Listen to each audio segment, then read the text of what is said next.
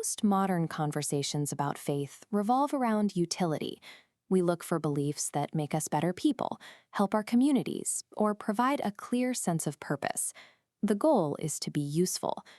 In the early 20th century, a Scottish minister named Oswald Chambers delivered a series of lectures that were later compiled into a daily devotional called My Utmost for His Highest. Over the last century, it has reached millions of readers. Chambers argued a thesis that cuts directly against modern instincts. He insisted that striving to be a useful Christian is a trap. In his view, service is often the greatest competitor to true devotion to God. The danger lies in our psychology. Focusing on our own human goodness, our moral achievements, and our ability to help others builds a subtle spiritual pride. We begin to rely on our own competence rather than on God. Actual faith requires completely abandoning the constant desire to be the self-sufficient hero of our own spiritual story. Chambers called this necessary threshold the white funeral. Looking at this empty altar, you see the physical representation of his point. Entering this life requires an absolute, unceremonious burial of personal ambition. It is the signing of the death warrant of your own individuality. Total surrender moves past moral self-improvement. It targets the right to oneself, the claim to direct your own life, relationships, and future. Humans naturally resist this. We experience a sharp, painful disillusionment when asked to completely let go of our willpower. We want to negotiate, holding on to some small area where we remain in control.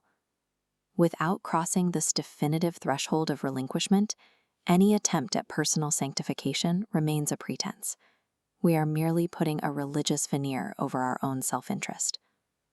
Crossing that threshold leads directly into what Chambers called the discipline of dismay. This is a period where God's guidance stops making logical sense and common sense fails completely. Chambers understood this isolation firsthand.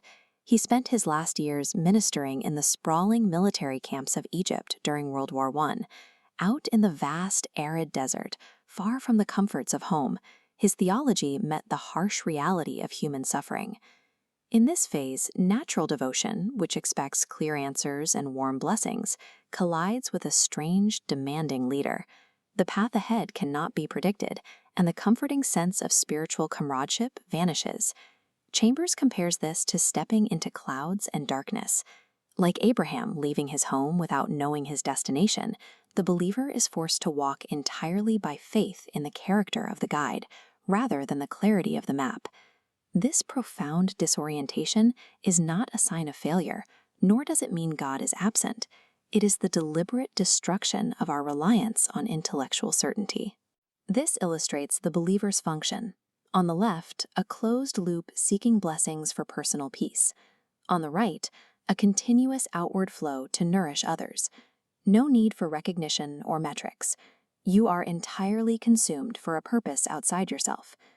Chambers lived this philosophy out directly among these men. He poured out his life for the British troops, dying of appendicitis at age 43. A person's true value to God is found in their willingness to be completely exhausted for His purposes. All personal reservations, all calculations of what a task might cost your career or your comfort, are stripped away. Here we find the core paradox of Chambers' theology. Signing the death warrant of your individuality, relinquishing all control, is the path to ultimate freedom. This leads to a state he calls friendship with God. The exhausting process of agonizing over every moral decision is replaced by natural, intuitive obedience. You no longer need to constantly ask for directions because you completely trust the guide. The result is undaunted radiance.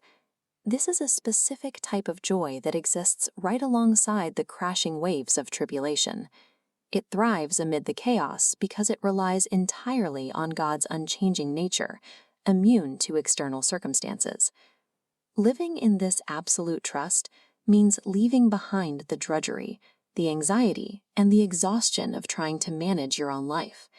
You step into what Chambers calls the much more of a fully surrendered existence. Relinquishing the struggle for moral approval ends the drudgery of self-management.